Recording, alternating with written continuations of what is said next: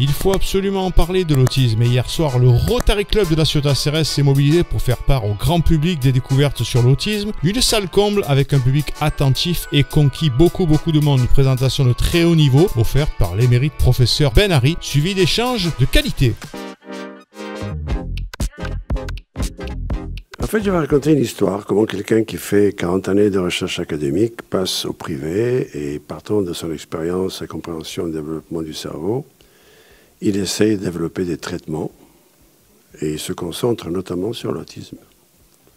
Pour des tas de raisons. La raison principale étant que, on peut dire que je suis un expert de la compréhension du développement du cerveau. Ça, c'est mon domaine de recherche. Or, l'autisme, comme on va le voir tout à l'heure. Beaucoup de gens, l'autisme, ne savent pas ce que c'est exactement. Oui, c'est vrai. C'est compliqué à définir pour les pédopsychiatres parce que c'est des tas de syndromes. Et on a montré, nous et beaucoup d'autres, que ça naît pendant la grossesse, in utero. Du coup, quelqu'un qui travaille sur la maternité, c'est un peu normal qu'il s'intéresse à ce qui se passe chez des enfants autistes, par exemple, pendant la maternité. Quelles sont les formes d'autisme différentes, par exemple? Alors, il y en a en pagaille. Les signes les plus évidents sont ou une agitation désordonnée, une absence de sociabilisation, une absence de regard dans les yeux, ça c'est très important. On ne regarde pas les yeux, on a peur de regarder les yeux, on regarde autre chose. Communication difficile, refus de tout ce qui est nouveau. Tout ce qui est sociable entre enfants, entre adultes, etc. Tout. Tout. Refus de ce qui est nouveau. S'il va à l'école par un chemin A, il n'ira pas à l'école par un chemin B.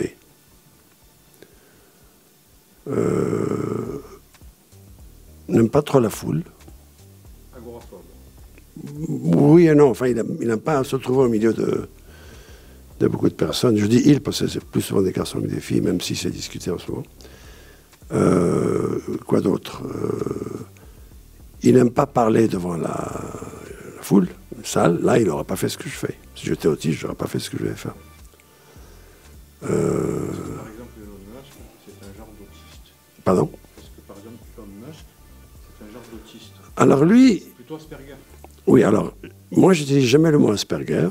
D'accord. Parce qu'Asperger était un nazi dès 1934. Il était pédopsychiatre au CHU de Vienne. Il a envoyé des milliers d'enfants, juifs ou pas d'ailleurs, qui n'étaient pas entre guillemets normaux, il les envoyait à la mort. Donc pour moi, Asperger, c'est pas un mot, j'allais dire cachère, si vous voyez ce que je veux dire. Ouais. Voilà. Je préfère dire autiste de haut niveau. D'accord. Autisme Voilà. de haut niveau. Ça me plaît plus. En plus, c'est pas lui qui l'a découvert vraiment, mais ça, c'est une autre histoire. Donc, les autistes de haut niveau, ils peuvent apprendre le bottin par cœur, ils peuvent survoler Milan 5 minutes et se souvenir de toutes les fenêtres et tous les portes de machin, mais ils ont les mêmes problèmes de sociabilité. Draguer une jeune fille, c'est pratiquement impossible. On a vu des cas où le type vient le demander à l'adolescent comment il drague une jeune fille. Eh bien, ils ne savent pas. Ils ne savent pas. Non. Ils ne connaissent pas aussi, je crois, l'argent. Ils ne savent pas peut-être un niveau. Et ils ne savent pas tricher. Ils ne savent pas tricher.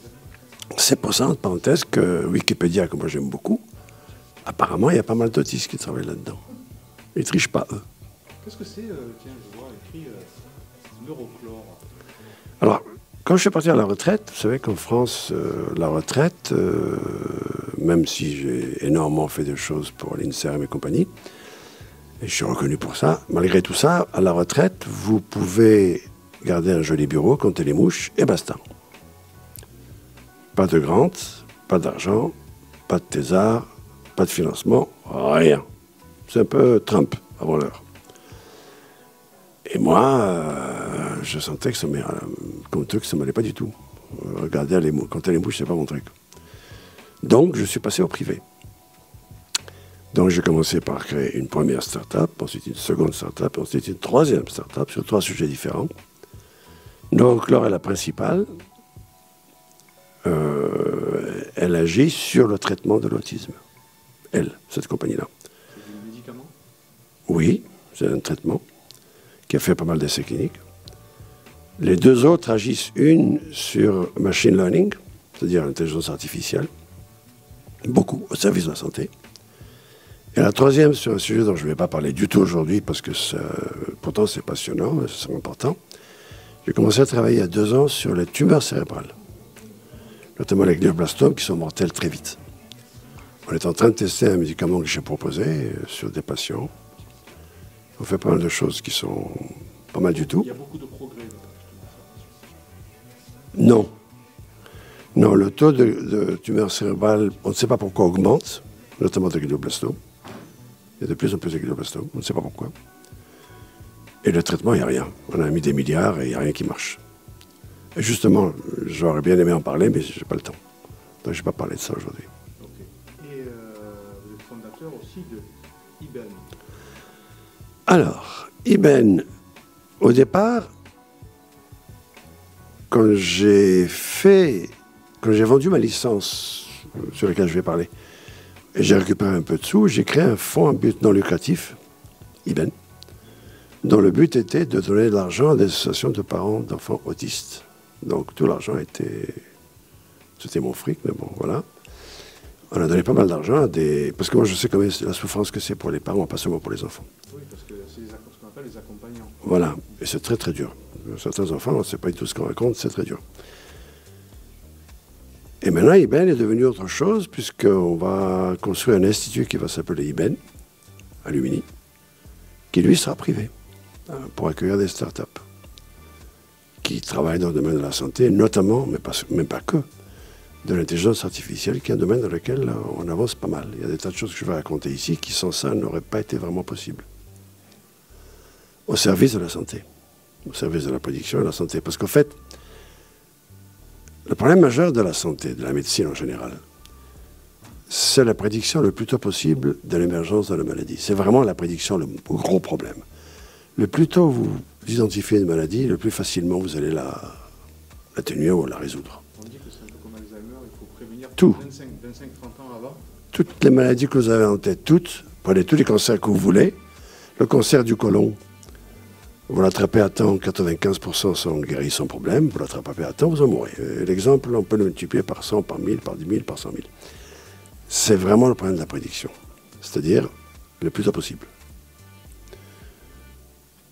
La deuxième chose que mon expérience académique et privée m'a enseigné, c'est qu'il faut être extrêmement humble quand on parle du cerveau. Parce que...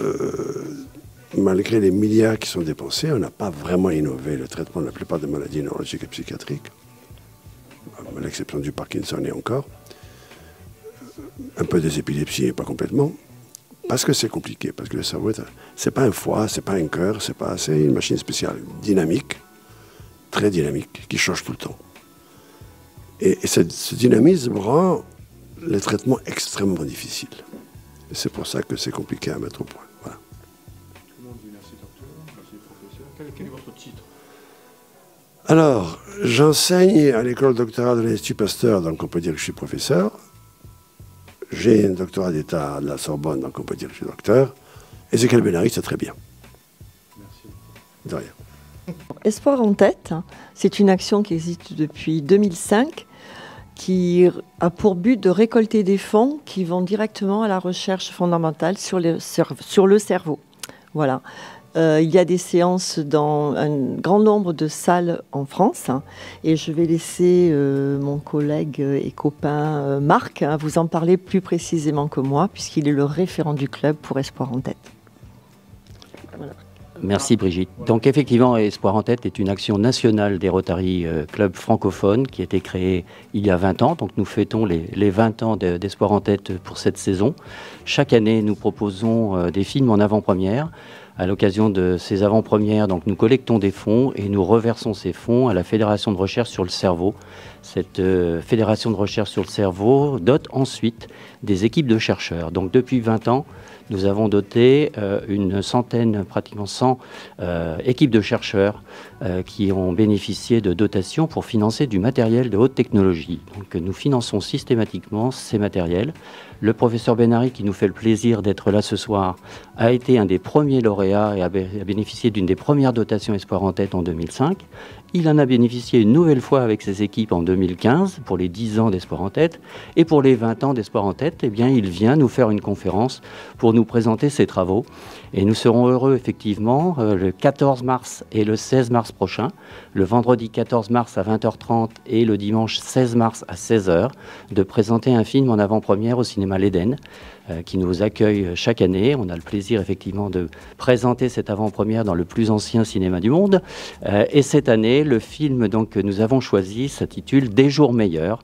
C'est un film qui parle effectivement de la lutte contre l'alcoolisme d'un certain nombre de groupes de femmes. Et lors de ce rassemblement, il aurait proposé de participer à un rallye, le rallye des dunes au Maroc. Et tout le film porte effectivement sur la préparation et le parcours de ce rallye. Donc les jours meilleurs, le titre est évocateur. Les amis, on espère que vous avez aimé cette vidéo de TV Sud. Alors montrez-le, likez, commentez et partagez un maximum. Et surtout n'oubliez pas de vous abonner et d'activer la cloche pour ne rien manquer. Ensemble, on fait monter cette vidéo en haut des algorithmes. À très bientôt sur TV Sud les amis.